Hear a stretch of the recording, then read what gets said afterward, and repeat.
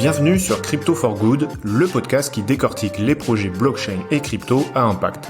Si tu t'interroges, comme moi, sur le potentiel réel de la blockchain et du Web3 à changer le monde, enfin surtout à le changer de manière utile, alors tu es au bon endroit. Je suis Antoine Taureau et chaque semaine je reçois à mon micro des entrepreneurs, des C-levels, des représentants d'ONG qui viennent nous parler d'un projet innovant s'appuyant sur la blockchain pour délivrer un impact social ou environnemental positif. Bonne écoute.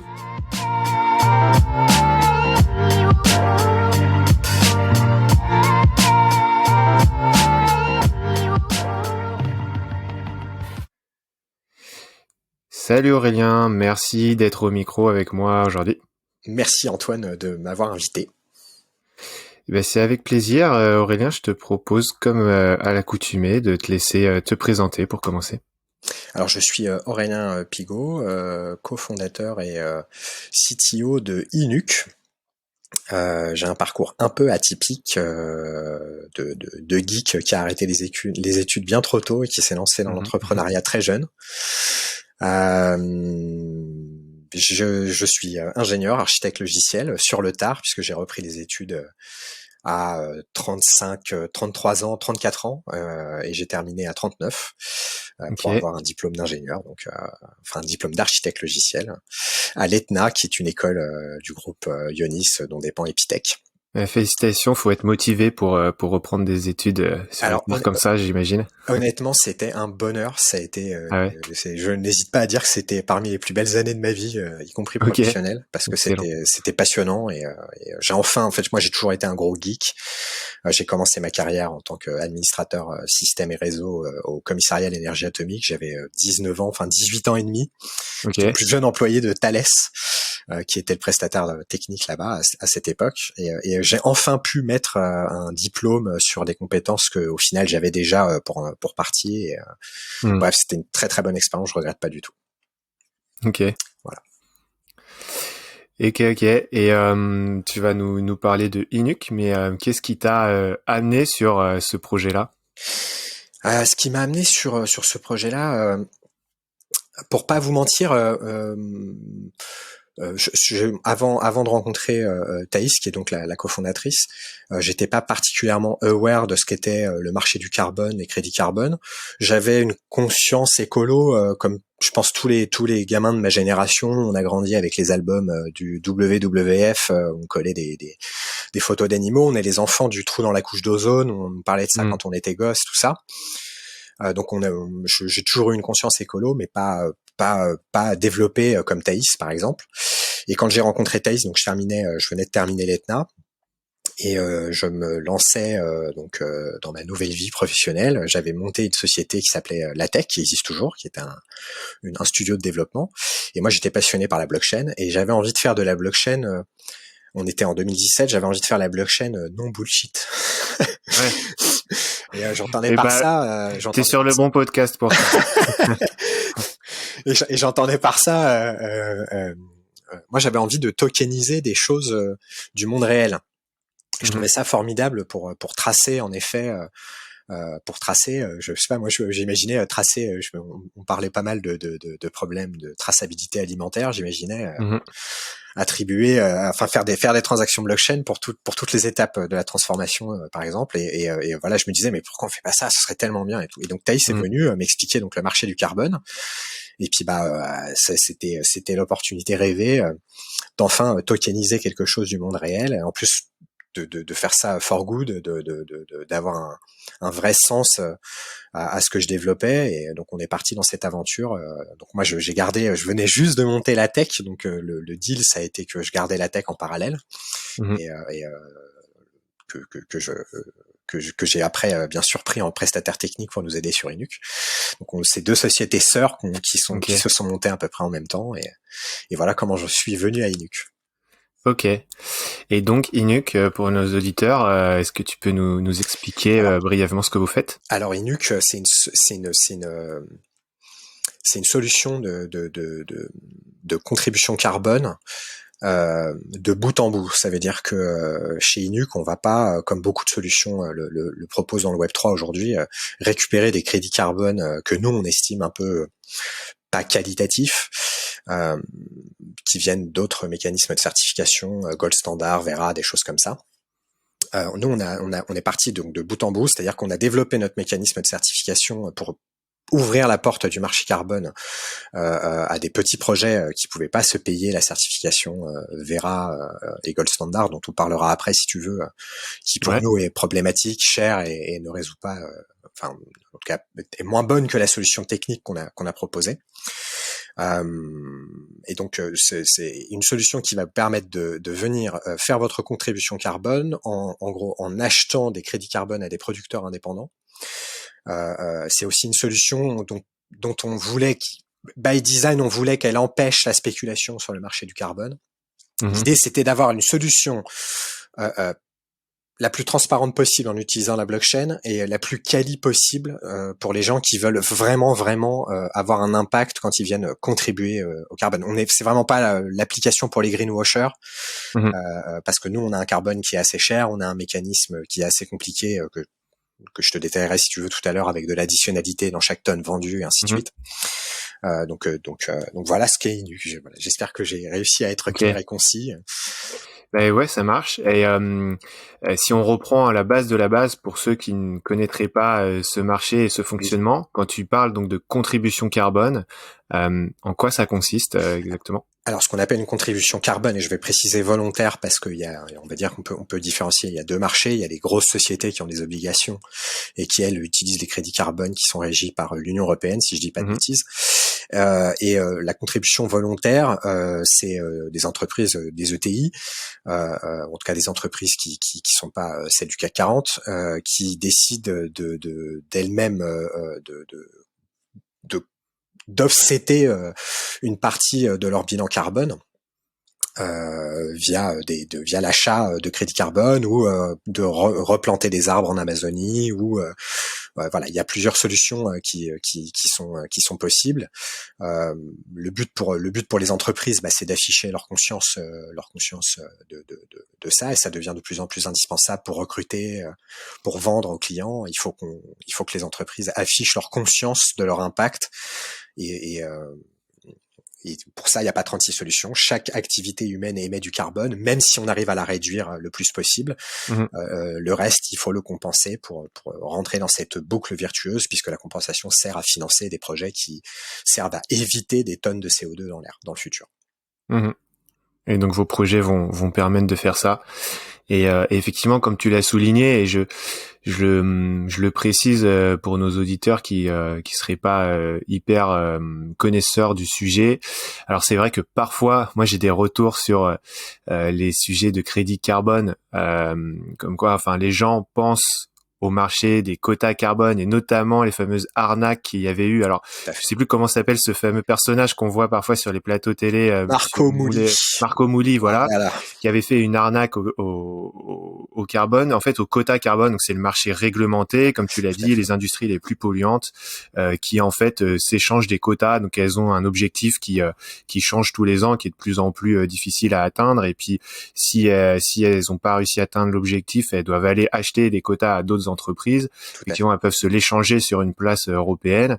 Et c'est pour ça il y avait l'arnaque vis-à-vis des échanges à l'intérieur de l'Europe entre pays en utilisant l'arnaque se basait sur la TVA. Tout à fait.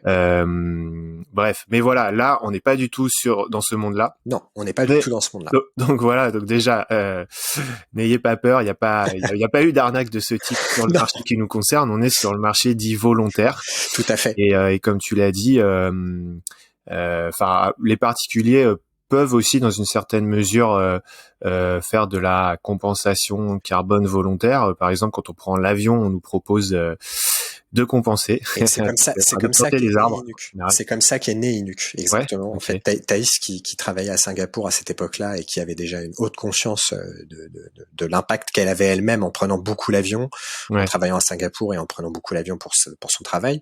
Elle a cherché une solution pour compenser simplement et pas compenser bullshit. Après, je veux pas rentrer dans le détail et je veux attaquer personne, mais mais en tout cas, enfin, d'avoir un vrai impact. Et elle s'est rendue compte qu'il y avait rien qui existait. Donc en fait, quand on a lancé Inuke, l'idée c'était de faire une application mobile pour que tout le monde puisse compenser son impact et de tracer tout ça sur la blockchain justement pour éviter ces problèmes de confiance qui existaient déjà puisque c'était l'explosion justement de ce scandale des quotas carbone. Et dès qu'on commençait à parler de crédit carbone ou de compensation carbone aux gens, on était renvoyé à ça.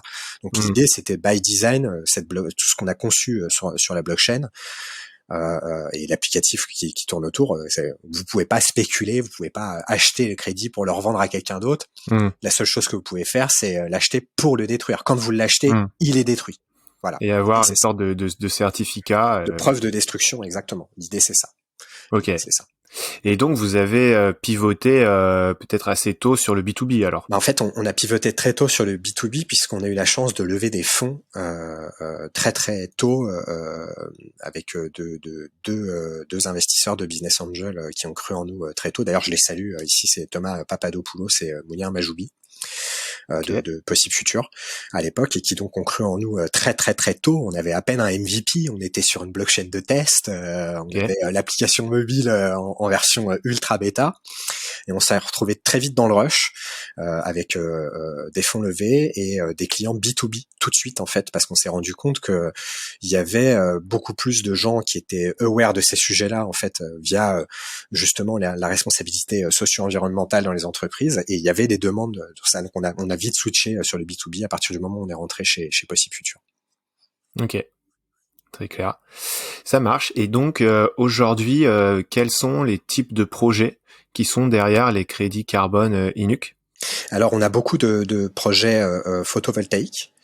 On a aussi pas mal de projets de récupération de chaleur fatale. On a aussi des projets de chauffage via pompe à chaleur ou via de la biomasse en Angleterre.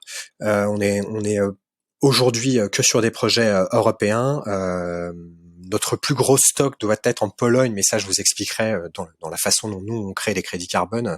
La Pologne étant un des pires mix énergétiques de l'Europe, installer une centrale photovoltaïque ou une centrale éolienne en Pologne a un beaucoup plus fort impact, ça évite beaucoup plus finalement de CO2 que de le faire en France où on a un mix qui est assez peu carboné grâce au nucléaire notamment.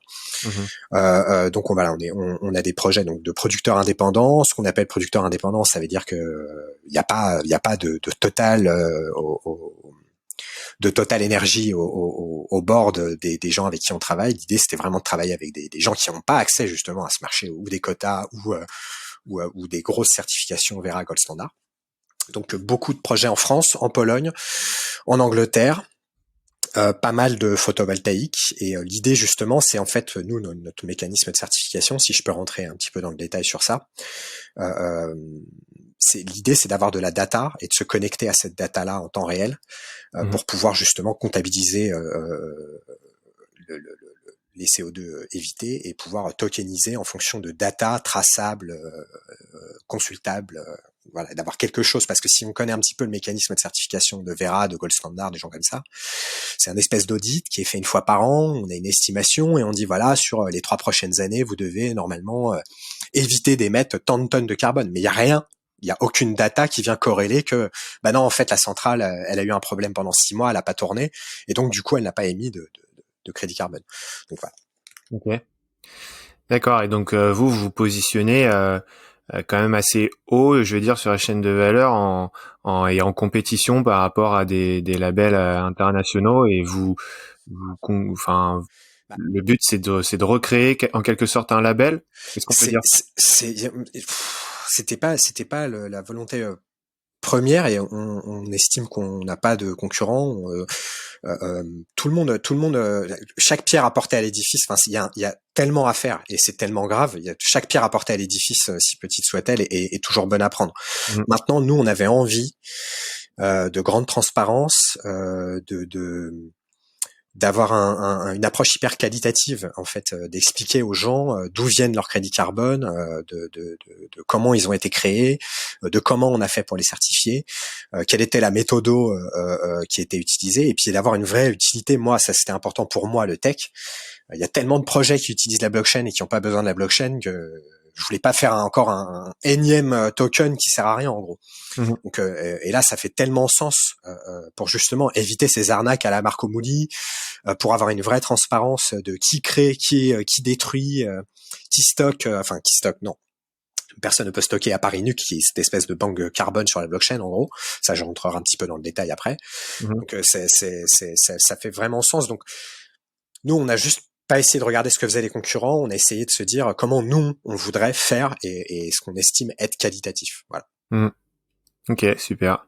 Ça marche. Et donc quand vous avez un projet qui est financé au moins en partie par les crédits carbone vendus par Inuk, comment ça se passe? Est-ce que c'est des projets qui sont déjà lancés en cours de lancement et vous venez vous greffer dessus, ou est-ce que finalement c'est des acteurs qui carrément ont besoin de vous pour trouver des sources de financement et se lancer? Bien, les deux en général. C'est en fait tu décris en fait le premier mécanisme qui est en fait. Alors je suis désolé, je vais essayer de rentrer un petit peu dans le détail et c'est pas forcément clair. Il faut savoir que le mécanisme dont je vais vous parler, qu'on appelle l'additionnalité, il a été mis en place pour éviter les effets d'aubaine. En fait, chaque tonne vendue par alors vous êtes producteur solaire, vous tokenisez votre CO2 évité chez nous.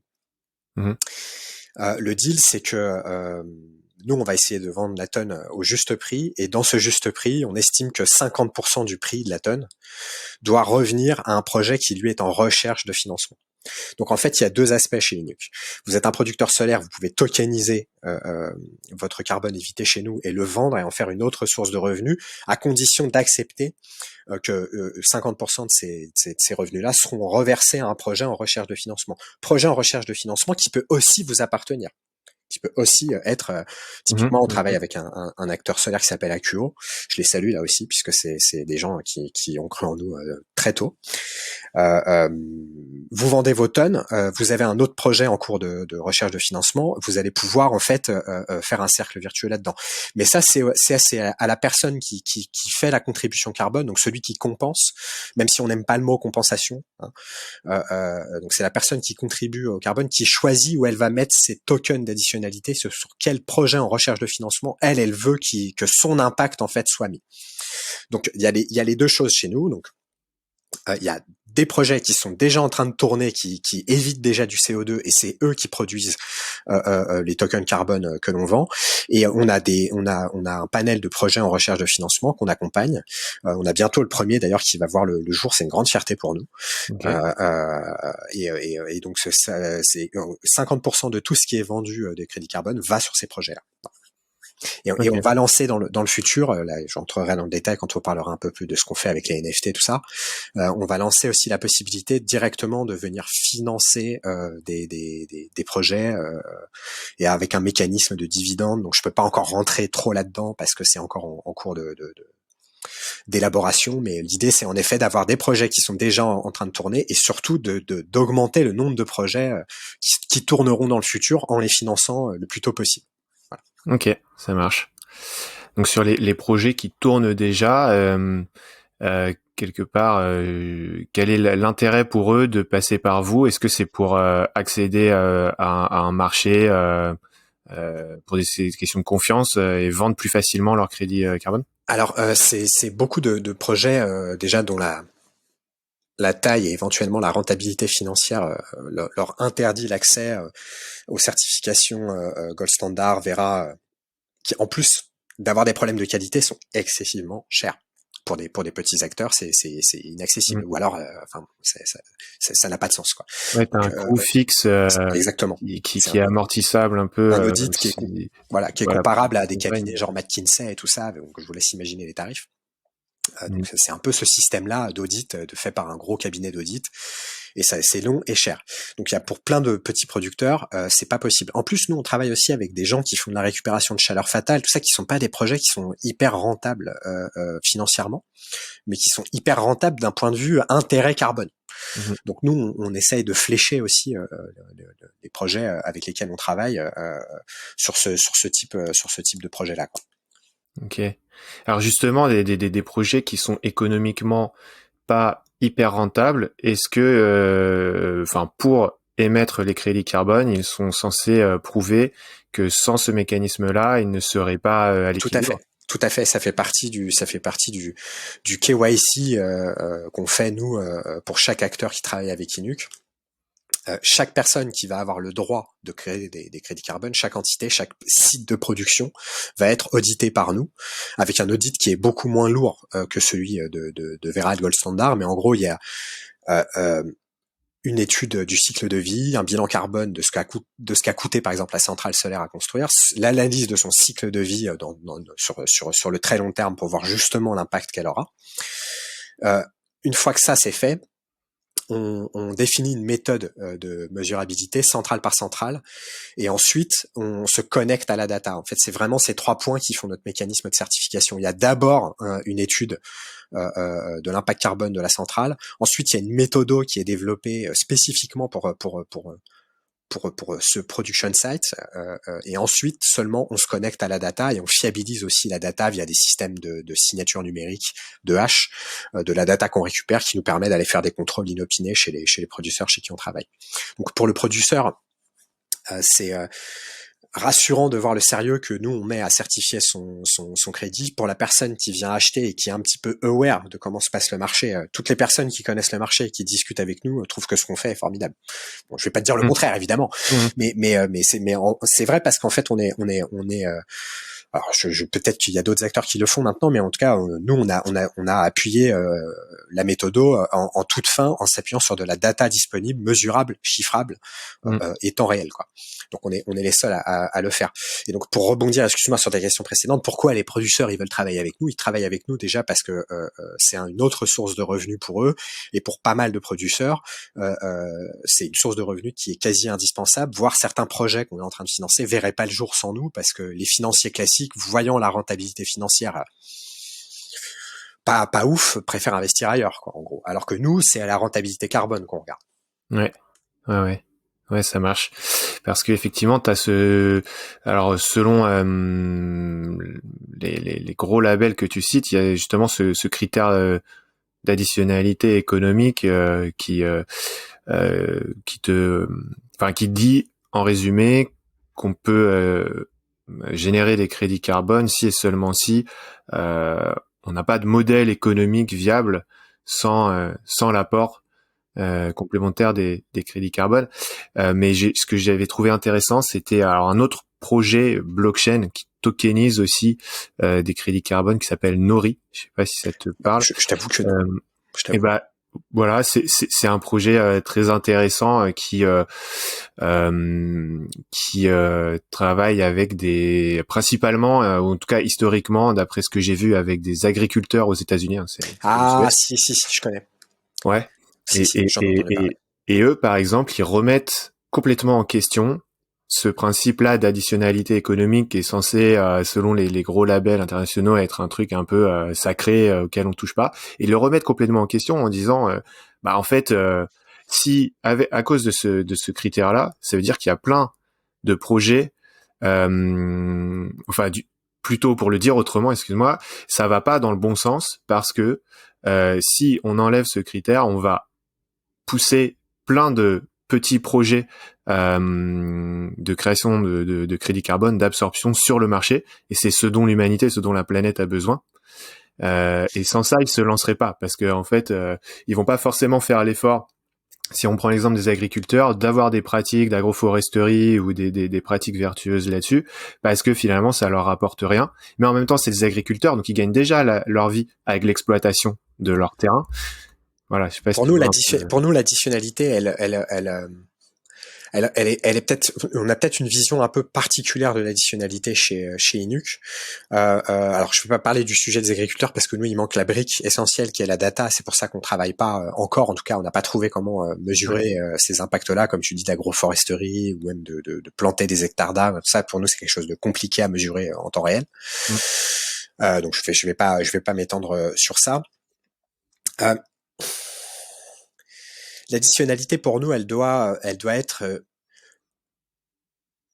En fait, c'est surtout l'idée, c'est de se dire quand tu es producteur de crédit carbone, en gros, c'est de te dire que quoi qu'il arrive, c'est une grande partie de ce que toi tu vas gagner en revendant va être réutilisé, et d'ailleurs pas forcément chez toi, pour augmenter le cercle vertueux de ces projets qui enlèvent du carbone. Pour nous, le but de l'additionnalité dans la compensation, il est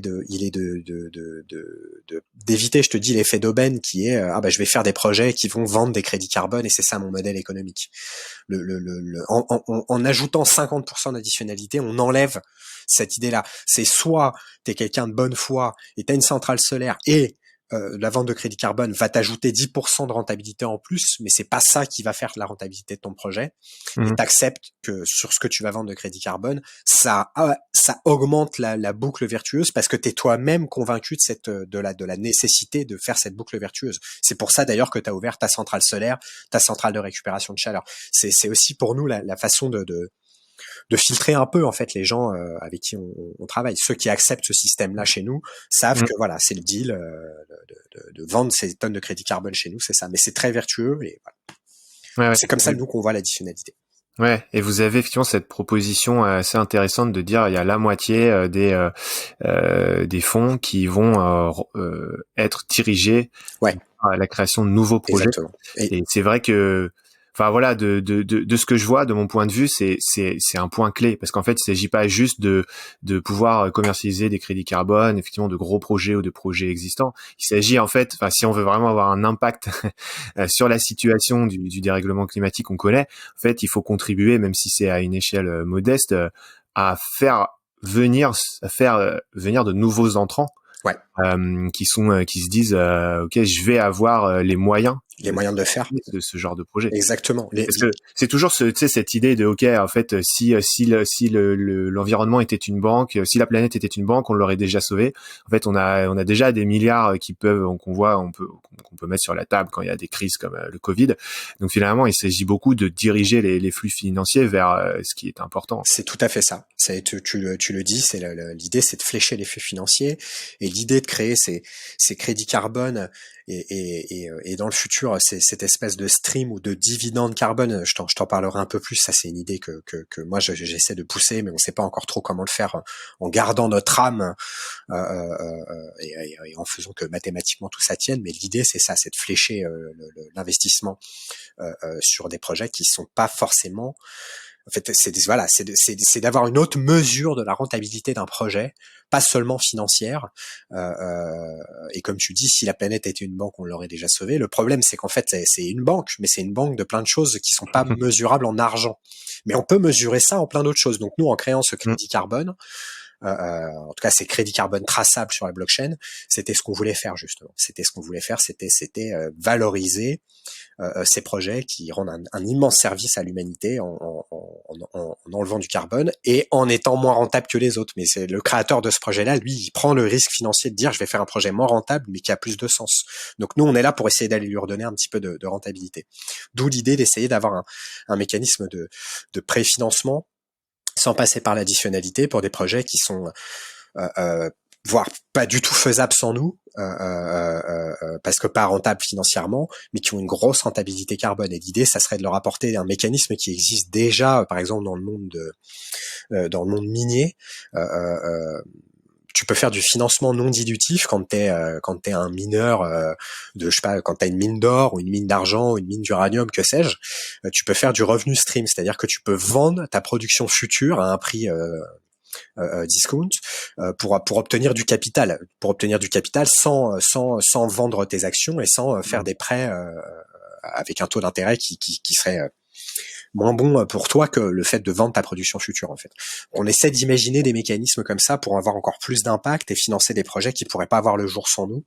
Et aussi pour moi, en tant qu'aficionado du Web3, ça c'est un truc dont je rêve de parler avec Cardashift, et d'ailleurs ça va se faire bientôt grâce à toi, puisqu'on s'est rencontrés un petit peu grâce à ton podcast. C'est l'idée d'avoir des produits comme ça qui aussi vont attirer les investisseurs Web3 à investir, à capter aussi cet argent disponible dans le Web3 sur des choses qui sont pas bullshit, avec une vraie rentabilité qui sera pas peut-être à 30 chiffres. Hein, on n'est pas ici dans le domaine de. Je vais parler d'un projet hein, qui donnait des rentabilités folles en stackant son token qui était Climat DAO. Et Ouais. pour nous, on est déjà aux portes du pas cool, et je vais pas m'étendre plus sur ce projet-là, mais voilà. Ouais. Donc nous, ce sera pas des rentabilités pareilles. Par contre, nous, c'est du réel. C'est quelque chose qui sera sur le long terme avec un vrai impact.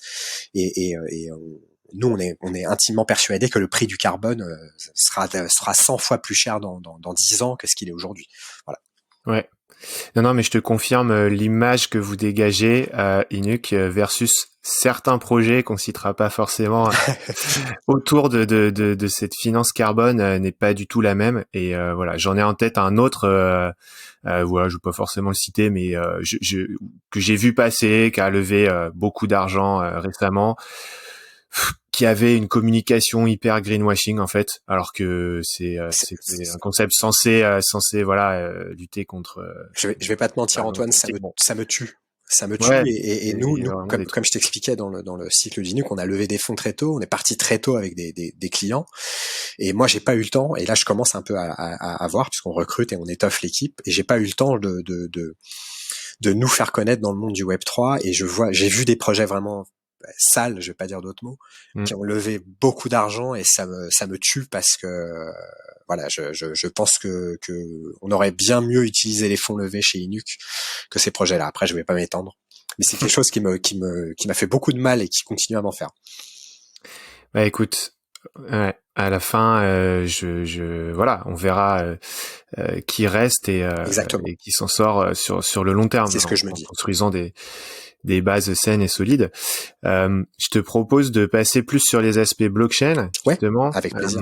On comprend bien la proposition de la valeur pour des sujets de transparence et de traçabilité, mais est-ce que tu peux nous en dire un petit peu plus sur le fonctionnement? Oui, tout à fait. Alors là, je m'excuse d'avance pour ceux qui sont pas hyper tech. Je vais essayer d'être le plus simple, et n'hésite pas, Antoine, à me dire si je pars trop dans mes délires tech. Étant le CTO, donc c'est le cœur de mon métier. Hein, donc première chose, je vais répondre avant que tu me poses la question, puisque je sais qu'elle viendra. Oh là là, mais la blockchain, le carbone, ça émet. Oh là là, c'est pas bien. Alors, certes, les blockchains proof of work sont consommatrices d'énergie, donc émettrices de carbone, même si tu as reçu quelqu'un qui expliquait très bien en quoi le Bitcoin pouvait devenir quelque chose de virtueux pour le climat. Il y a débat. Voilà, le Bitcoin et tout ce qui est proof of work, on le met de côté. On va le mettre de côté. Chacun se fait son opinion. Exactement. Voilà. On va pas rentrer dans ce débat quasiment idéologique, presque religieux, j'ai envie de dire, sur ce sujet-là. Nous, ce qu'on utilise, c'est donc bien sûr des blockchains qui sont proof of stake, qui consomment pas, grosso modo, pas plus qu'une grappe de serveur Redis ou MySQL ou Postgre. Voilà. Donc on est dans ce niveau de consommation là. Donc là, ça c'était la première chose. Et on m'a toujours on me demandait donc la question justement, c'était mais pourquoi utiliser la blockchain pour traquer le carbone? Pourquoi pas faire un fichier Excel? Parce que et ça, les clients le comprennent très très bien, que ce soit les producteurs de crédit carbone ou les gens qui viennent faire leur contribution. Moi, en utilisant la blockchain, je ne te demande pas de me faire confiance. Je te demande de faire confiance aux mathématiques qui sont derrière la chaîne de blocs, pour le fait que si moi j'émets ce crédit carbone-là et que je l'inscris sur ce registre blockchain, qui que ce soit, Lafarge, le président Macron, qui que ce soit, ne pourra venir enlever cette transaction-là et dire non, ce crédit n'a pas été créé, ou non, il n'a pas été détruit. Voilà, ça c'était la première chose. Et en plus, c'était la possibilité de by design d'empêcher la spéculation. Pour éviter les Marco Mouli de ce monde et qui sont nombreux dans le Web3. Donc ça c'était l'intérêt d'utiliser une blockchain, c'était ça. Et après, ça veut dire que dans vos smart contracts, vous avez codé le token de sorte à ce qu'il ne puisse pas s'échanger X nombre de fois. Je vais être très honnête avec toi. Dans la version qui est utilisée aujourd'hui, qui était la version ERC20 qu'on utilisait pour les MVP et qu'on n'a pas eu le temps de refaire, mais qu'on est en train, je vais donc t'expliquer le présent et ce qui va sortir dans les mois qui viennent. en fait, on a bloqué l'accès. Ce contrat ERC20, en fait, by design, il n'y a qu'une seule adresse Ethereum qui peut y accéder, et c'est l'adresse qui appartient à Inuk et qui est dirigée en gros par notre API. Donc tous les clients de Inuk utilisent notre API pour venir faire des transactions blockchain pour que ce soit le plus transparent possible, puisque encore aujourd'hui, MetaMask est un frein à plein de gens. Mais en 2017, tout le monde voulait faire de la blockchain, mais dès que tu commençais à parler MetaMask, tu perdais 90% de l'auditoire, quoi. Donc nous, on a encapsulé toutes les actions blockchain dans une API. Et ce contrat-là donc ne peut être accessible que par cette adresse-là. Il y a que cette adresse qui est donc en notre possession, qui peut faire les transactions, créer, détruire les tokens. Et tout le reste du tracking se fait off-chain sur notre application, puisque by design, le RC20, tu peux pas le différencier d'un autre token ERC20. Enfin, quand t'en émets un, le suivant est exactement identique. Il n'y a pas de numéro de série par token et tout ça. Donc justement, ce qu'on est en train de faire nous aujourd'hui, on a tout de suite quand les NFT sont apparus au grand jour avec CryptoKitty, qui était le moment où nous on rentrait chez Possible Future, on a tout de suite trouvé ça génial et on s'est dit waouh, le certificat carbone ultime in-chain avec le JSON sur IPFS. Donc pour expliquer aux gens ce qu'est un NFT. Un NFT, c'est en gros un fichier JSON qui est stocké sur un serveur lié à une transaction blockchain qui elle est stockée donc dans un bloc d'une blockchain. Et c'est ce lien-là qui crée le non-fungible token.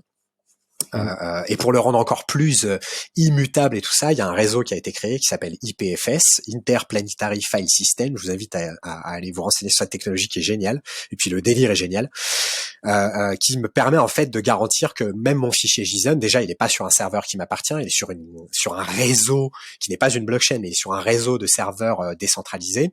Et je ne peux pas le modifier. Si je le modifie, le nom du fichier, qui est un hash, en fait, change sur le réseau. Et donc, voilà. Je peux prouver qu'il y a eu une modification de ce fichier et donc le NFT n'est plus valide. Yes. Donc voilà ce qu'est un NFT. Donc nous, quand on a vu ça, on a tout de suite été très intéressés, mais ça posait des problèmes, notamment d'efficacité sur le réseau, de coûts de transaction, et puis aussi de problèmes de nous, on crée des tonnes de carbone et on pouvait pas créer un NFT par tonne. On avait besoin d'une certaine fongibilité, de pouvoir couper un peu ces tonnes en deux. Donc est arrivé un autre standard. Donc alors là, je vais rentrer encore plus dans la technique. Je m'excuse pour les gens, mais il faut nommer les choses. Le premier standard qu'on utilisait s'appelait ERC20, qui est un simple token. Le standard CryptoKitty est un ERC721. Donc ça, c'est le nom en fait du premier standard défini sur Ethereum pour faire des NFT, et un studio de développement de jeux que je remercie, qui s'appelle Engine, a développé un formidable standard qui s'appelle le RC1155, qui est un peu le meilleur des deux mondes et qui nous permet en gros d'avoir un NFT qui embarque des tokens qui ressemblent un peu à des tokens ERC20 et qui vont nous permettre donc de créer des tokens par production, et donc de tracer complètement réellement d'où vient votre token CO2, quand est-ce qu'il a été produit, par qui, d'avoir ça dans un fichier JSON qui est sur un réseau qui est immutable et perpétuel aussi, qui est IPFS, d'avoir le tracking de l'additionnalité, cette fameuse additionnalité dont je vous parlais, qui sera complètement in-chain grâce aux ERC 1155. Et donc ce format-là va nous permettre de faire des NFT fongibles, semi-fongibles, qui vont nous permettre donc de traquer le carbone de bout en bout, de sa création, de sa destruction, et de sa destruction, la création. En fait, quand vous détruirez le token, il créera automatiquement sur la chaîne les tokens d'additionnalité qui seront automatiquement attribués au projet en recherche de financement. Et tout ça sera follow in-chain, et on espère même un jour avoir une espèce d'Uniswap à nous pour vous permettre d'aller échanger vos tokens d'additionnalité sur un Uniswap quand vous êtes un projet en recherche de financement, pour que tout soit full in-chain. Voilà. Ok, excellent. Effectivement, les avancées techniques permettent de vraiment bien répondre à la problématique. Ouais. Je pense que la semi-fongibilité, c'est exactement ce qu'il faut pour des crédits carbone. Je crois que c'est l'attribut ID dans le RC 1155 qui permet c'est aussi bête de suivre un batch, en fait, de dire ça c'est un batch de 400, 500 crédits carbone qui viennent de ce projet. Alors, il y a deux choses. Tu peux faire le batch, ce qui t'économise un nombre de transactions incroyable. Et t'as ce système de. Alors moi j'utilise. On a développé un ERC 1155 un peu différent. J'hérite du contrat d'OpenZeppelin. Alors là on rentre vraiment pour les développeurs qui nous écoutent. Et je modifie modifie ce contrat, je suis allé voir en fait moi sur le GitHub de recherche de l'ERC1155 qui a été publié par Engine, qui sont leurs essais à eux. Et j'ai remarqué que dans un de leurs essais, ils avaient une génération d'ID. En fait, tu pouvais créer ton type de token ERC1155. Et nous, c'est ce qu'on utilise chez Inuke. Et on génère pas l'ID in-chain comme le faisait Engine. On va récupérer l'ID IPFS. En fait, les deux seront liés. En fait, l'ID IPFS du fichier JSON servira d'ID du token. Tout ça est unique. Et en effet, donc tu l'as bien résumé, une des fonctionnalités de l'ERC1155, c'est d'avoir la possibilité d'avoir un ID par token créé. Et ça, c'est formidable. Et c'est tout bête, hein. J'invite les développeurs à aller voir le GitHub d'OpenZeppelin et d'aller rentrer dans les smart contracts et d'aller voir les contrats qui sont hérités, d'aller voir le code, parce qu'au final, c'est pas très compliqué, c'est juste c'est beau parce que c'est simple. Voilà. On sent la passion geek. Ouais, clairement. Tu nous en parles, c'est top. Ok. Et ça marchait effectivement la partie avec IPFS, pour expliquer un petit peu pourquoi c'est important. Alors d'ailleurs, certains crypto enthousiastes, ils connaissent plus Filecoin. Filecoin, c'est lié à IPFS, c'est les mêmes gens qui sont derrière, et c'était une tentative, pas une tentative, hein, je suis un early adopter de Filecoin, j'adore le projet. Ça fait longtemps que j'ai pas suivi, je sais plus trop où est-ce qu'ils en sont, mais en fait l'idée c'était d'avoir un token qui vous permette de payer pour votre hébergement sur le réseau IPFS, et donc l'idée c'était d'avoir un smart contract qui soit capable de payer lui-même pour héberger ses NFT. Ouais. Et d'avoir en gros une assurance qu'il n'y a même pas un humain derrière, donc il y a un smart contract qui possède des Filecoin, qui paye pour héberger ces fichiers dans le temps, et en gros c'est complètement autonome, quoi. Et ça, c'est l'idée géniale de Filecoin. C'est distribué parce que même dans le cas des tokens semi-fongibles que vous allez utiliser, dis-moi si je me trompe, mais l'idée c'est vu que tu mets ça sur la blockchain pour son principe de décentralisation, les métadonnées qui sont associées, tu veux pas les remettre sur un serveur centralisé. Non. Tu préfères les mettre sur IPFS. Sur IPFS. Alors, ce qui va se passer, justement, c'est l'idée, c'est d'utiliser, donc on va utiliser un prestataire de service pour l'accès au réseau IPFS, et puis nous, on va piner. Ça veut dire qu'on va copier, on va avoir une copie de tous les fichiers émis par Inuke sur le réseau IPFS sur un de nos serveurs à nous, donc qui sera notre backup et qui sera lui-même connecté au réseau IPFS. Et dans le futur, on demandera à des partenaires, notamment des producteurs comme Akuo, de participer à ça et d'avoir aussi une copie eux-mêmes pour garantir que quoi qu'il arrive, il y a toujours sur le réseau IPFS une copie des fichiers qui sont présents. Ok, donc on va avoir un truc hyper robuste parce Exactement. que on veut que dans 30 ans, exactement, soit toujours là. À terme, je geek en pensant, hein, mais l'idée c'est, moi je veux utiliser Filecoin pour garantir la totale on-chain et que tu puisses aller voir en disant il y a un fonds. Ce smart contract possède un fonds Filecoin qui lui permet de payer pour 1500 ans d'hébergement sur IPFS et voilà quoi. Ok, ça marche. Voilà, donc j'espère que j'ai pas été trop dans la geekerie. Non, c'est intéressant parfois quand même d'aller. Juste pour les gens, pour que les gens savent, ERC, c'est donc Ethereum Request for Comment. Peut-être que les gens connaissent les RFC s'il y a quelques développeurs avec nous. C'est à peu près la même chose, mais dans le monde de la blockchain. Et en gros, quand on fait, c'est un peu du travail de recherche enfin bref, on rentre un peu dans la technique, mais c'est un peu comment définir l'utilisation de la blockchain et qu'est-ce qu'on peut en faire avec, et définir des espèces de standards pour que tous les développeurs puissent communiquer, les smart contracts puissent communiquer les uns avec les autres, quoi. Ok, ça marche. Ok, d'ailleurs, alors quelle blockchain vous utilisez ? Alors, sur la V1, donc notre ERC20 est depuis le début en production sur POA, donc Proof of Authority, qui était une blockchain, pareil à l'époque, était une des premières blockchains en production Proof of Stake, et qui utilisait un consensus un peu rigolo. Et en gros, seuls les notaires américains, US Notary, avaient le droit en fait d'avoir un serveur chez eux pour ils garantissaient que ce serveur était sécurisé, qu'il n'y avait pas d'actes malveillants, et ils mettaient en gros leur réputation, leur authority. Ils étaient connus publiquement par le réseau et tout. Donc moi j'avais trouvé ça génial. Puis surtout, c'était une des blockchains qui consommait le moins, qui était très rapide avec un block time qui était très bas. et qui était pas cher en termes de transactions. Et donc cette blockchain là, elle a été absorbée par le projet Gnosis. Donc nous on va en sortir. Et aujourd'hui on est en discussion avec plusieurs blockchains, donc on va garder une partie EVM. Aujourd'hui, moi, je travaille sur Phantom pour tous mes tests parce que c'est rapide et que voilà, c'était très bien fait l'écosystème et que moi j'aime bien l'idée de Phantom. On est aussi en discussion avec une blockchain française très décentralisée que j'aime beaucoup et on les salue aussi. Il s'appelle massa.net. Je vous invite à aller regarder le projet. Le projet est formidable et on discute. Et alors, ce qui a été génial avec eux, c'est qu'on a discuté avec eux très early et on a pu discuter avec les programmeurs qui ont créé cette blockchain-là pour leur dire ce que nous, en tant que contributeur carbone, on aimerait voir dans le monde de la blockchain, notamment une espèce de green chain avec des validateurs certifiés qui seraient net zéro et tout. Donc on est en train de discuter de tout ça avec eux. Et nous on est ouvert, on veut pas se cantonner à une seule blockchain. On veut être un petit peu à terme, alors même si c'est dévoyé, l'Uniswap du crédit carbone. On veut être présent sur toutes les blockchains qui auront besoin de nous et là où ça fait sens qu'on soit. Voilà. Ok. Et bien sûr, avec évidemment en regardant la première chose qui est est-ce que cette blockchain consomme plus qu'une infrastructure informatique classique, quoi. Ouais, c'est un critère important, forcément. Mais alors, comme je te disais dans notre pré-interview, ce que je trouve formidable, c'est que dans ce monde-là, il y a une espèce d'awareness de l'impact de la pollution créée par l'industrie blockchain et les gens sont sincères et veulent vraiment faire quelque chose. Mmh.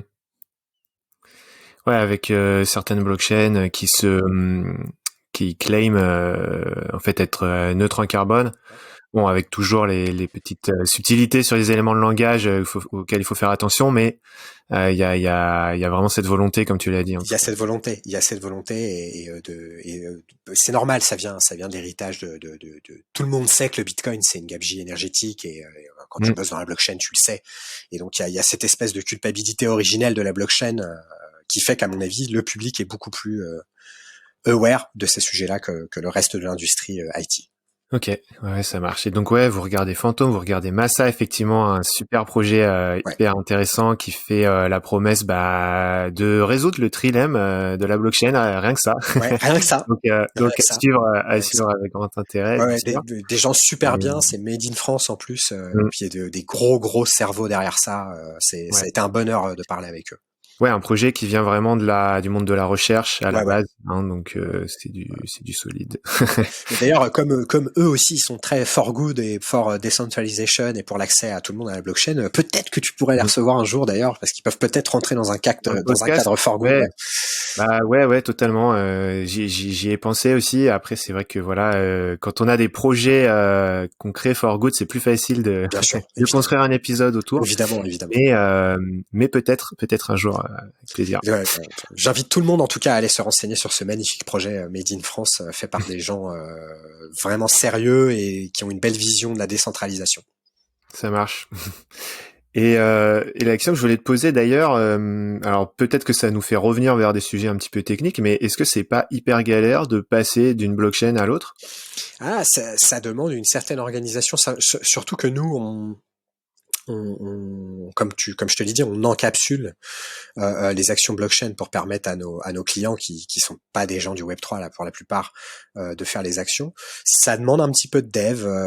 Il faut développer des connecteurs, un connecteur par blockchain et un espèce de fichier helper qui saura communiquer avec le smart contract ou les smart contracts que tu utilises sur cette blockchain. C'est un petit peu plus d'effort, ouais. Ouais. Parce que ça veut dire par exemple ton historique. Tu vas pouvoir le retrouver sur la nouvelle blockchain sur lesquelles. Non, parce qu'en fait, ce qu'on va faire, nous, c'est qu'on va. Alors aujourd'hui, la question se pose pas parce qu'on est présent que sur une seule blockchain, mais ce qu'on fera, c'est qu'on aura des tonnes qui seront disponibles sur certaines blockchains. On va tokeniser en fonction aussi des besoins des gens et du choix des clients, parce qu'on veut aussi laisser le choix aux clients. Les blockchains ayant des philosophies différentes, il y aura des clients gros institutionnels qui nous diront ah non, moi je ne travaille qu'avec Tezos par exemple, et on veut pas se fermer la porte et on tokenisera le moment venu sur Tezos pour détruire sur Tezos pour que le client il ait son NFT sur Tezos s'il le veut. Mais on répartira au moment où on va faire la contribution, on tokenisera sur la blockchain qui en a besoin. Et après, en effet, comme il y aura quand même du stock sur les blockchains, s'il y a vraiment besoin, on créera des mécanismes de bridge. Ça sera dans le futur. Puis en plus, c'est fun à coder ça. Donc. Ok. Ok, ça marche. Super, bah très bien. Et donc oui, comme tu l'as dit, vous travaillez pour des entreprises qui s'y connaissent pas vraiment au Web3, donc finalement elles doivent utiliser votre plateforme pour. Ils veulent tous bosser avec une boîte qui fait la blockchain parce qu'ils ont compris l'intérêt de la chaîne de blocs, mais l'accès à la techno, pour certains, les terrorise. Et pour d'autres, fait juste qu'en fait ils ont pas le time et que si tu leur proposes, mais nous on a une porte d'accès, c'est un site web, tu te connectes avec le mot de passe que je te donne et tu verras tes trucs. Ils préfèrent ça en fait. Jusque là, nous on n'a pas eu quelqu'un qui a dit non moi je veux utiliser une interface pure Web3 connectée directement au smart contract et tout. J'espère que ça viendra, ça sera une grande victoire. Mais pour l'instant c'est pas le cas. Ouais, donc il y a jamais une entreprise qui est venue en disant j'ai mon wallet. Non. Je veux l'utiliser quoi. Ça c'est jamais vu. Non, par exemple en V1, le truc qu'on fait, c'est que on génère nous-mêmes les wallets et on stocke en le plus non custodial possible, en cryptant le plus possible ce qu'on stocke. On stocke y compris les clés privées des clients pour qu'ils puissent y accéder, parce qu'on a fait le test au départ. Et perdre une clé privée, je ne peux pas, enfin il y a aucun moyen pour moi de revenir là-dessus quoi. Et c'était un peu dur de faire comprendre à certains clients, mais je peux pas récupérer ma clé, vous avez pas un mécanisme? Non, il y a pas de mécanisme sur la blockchain. Pas faire de bêtises. Donc on a pris le parti de le faire en V1, et en V2 il y aura plus besoin puisque l'ownership des tokens sera inscrit dans le NFT, dans le fichier JSON, et ce sera lié à un ID INUC qui sera pas lié à un wallet spécifique, parce que c'est pareil, on a bien vu qu'il y avait pas cette demande. Mais par contre, on conçoit ce smart contract V2, donc ce ERC 1155, on le conçoit quand même dans l'idée qu'un jour, on espère que le monde du Web3 s'appropriera nos smart contracts et les utilisera. Donc on essaye de penser à ça. Ouais, je m'attends à ce que ça arrive quand même un jour, que les corporates se saisissent. Honnêtement, nous on voit une traction folle depuis le Covid. De plus en plus de corpos qui viennent vers nous, et des grosses corpos, donc je peux pas donner le nom parce qu'on est en discussion avec eux. Tous les acteurs un peu sérieux du monde de la blockchain voient qu'il y a un énorme sujet carbone et blockchain, d'où ces projets un peu sales qui sortent pour essayer de surfer sur cette vague-là et de lever des fonds. C'est vraiment, nous on pense qu'on est en train de vivre un tournant là depuis 1 ou 2 ans, et on voit que ça s'accélère. Ok. Et d'accord. Et juste le fait de gérer les assets pour les clients, est-ce que ça n'expose pas à des contraintes juridiques assez fortes en France? Alors là, c'est la partie où je vais botter en touche, parce que il faudra que tu réinvites Thaïs pour parler de ces choses-là. Et là, elle sera très heureuse de venir bien plus rentrer dans le détail du marché du carbone. J'espère d'ailleurs ne pas avoir dit de bêtises. Je m'excuse d'avance s'il y a des spécialistes qui m'écoutent. C'est pas ma partie. Et donc là, je botte en touche parce que je vais à coup sûr te dire des bêtises. Ce que je peux te dire, c'est que ça a été un des apports de possibles futurs, donc de nos deux actionnaires, c'est d'avoir justement vu ces choses-là. Il y a eu beaucoup de choses qui ont été faites justement sur les parties juridiques et d'ownership des tokens, et beaucoup de choses qui ont été faites, parce qu'en effet tu poses une question qui est tout à fait légitime. Moi je veux financer des projets en recherche de financement sur la blockchain depuis le début d'Inuk, et on freine à cause des questions juridiques. Voilà. Ouais, c'est un sujet. Ok, vaste sujet aussi. Ça marche. Écoute, super Aurélien, c'était hyper intéressant. On arrive sur la fin de l'épisode. Est-ce que tu veux conclure, avoir un mot de la fin, est-ce que tu veux nous dire aussi comment on fait pour vous contacter ou soutenir le projet? Eh ben, c'est pas dur. Vous allez sur le site inuc.co et vous aurez toutes les informations dont vous aurez besoin pour bosser avec nous. Et je vous invite aussi à aller sur notre Medium, sur notre blog Medium. Donc vous tapez blog Medium Inuc dans Google, vous nous trouverez. Et on a un magnifique article sur notre mécanisme de certification et plus plein d'autres magnifiques articles, notamment sur le béton bas carbone, qui est un gros sujet en ce moment, avec un de nos futurs partenaires qui s'appelle Hoffman. Je vous invite à aller lire tout ça, c'est très intéressant. Et le mot de la fin, j'aurais le réservé pour toi, parce que c'est vraiment super cool ton initiative. Ça a été un plaisir de venir parler de ce qu'on fait, de pouvoir exposer la passion qu'on y met.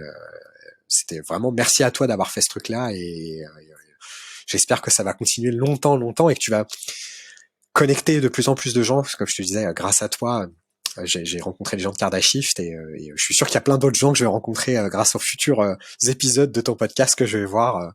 Faudrait que tu crées un Discord d'ailleurs pour qu'on se rencontre tous, si c'est pas déjà fait. Ben pourquoi pas. Non, c'est pas. Tu devrais sérieusement y réfléchir, parce que tu vas avoir une position centrale dans le Web3 for Good, dans le ReFi, comme on dit, et qui est un terme que tu m'as fait découvrir aussi. Je ne savais pas que je faisais du ReFi avant de te connaître. Ouais, non.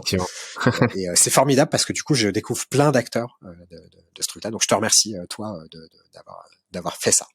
Bah écoute, merci beaucoup, ça me touche, ça me fait très plaisir. Effectivement, c'est toujours un grand plaisir de recevoir des gens passionnés qui viennent me parler de tous leurs projets. Et tout à fait. Donc là, on est toujours sur des épisodes francophones. Pour le moment, ça va le rester, pour le moment, je pense. Et mais c'est bien. J'espère que j'aurai encore plein d'invités. Donc si t'en connais, n'hésite pas à. Je vais ratisser tout le monde. Ne t'inquiète pas, je vais envoyer tout le monde chez toi, évidemment. Okay. Évidemment. Je suis sûr qu'il y a un truc à faire avec les gens de Massa parce qu'ils sont très. Enfin, c'est vrai que c'est pas for good by design, mais pour moi, la décentralisation, on est dans le for good et ils ont un tel esprit. Enfin, ils ont un tel principe sur ça, c'est génial, quoi. Enfin, c'est des gens, même pour toi, je t'invite à les contacter un jour, à aller sur leur Discord et discuter avec eux. C'est une super communauté en plus. Absolument. Bah écoute, j'hésiterai pas. Merci beaucoup, Aurélien. Merci à toi, Antoine. À bientôt. À bientôt. Ciao. Ciao. Merci infiniment d'avoir écouté l'épisode jusqu'au bout. Si ce contenu t'a plu, tu peux me soutenir de deux manières. Premièrement, en t'abonnant à l'émission via l'application de podcast que tu utilises. Deuxièmement, en me laissant une note de 5 étoiles et un commentaire positif. C'est ce qui permet au podcast d'être visible et c'est une manière de m'encourager à enregistrer de nouveaux épisodes. Enfin, si jamais tu souhaites me suggérer un ou une invitée, je te propose de me contacter sur LinkedIn, Antoine Taureau. Mon nom de famille s'écrit T-H-O-R-E-A-U. À la prochaine!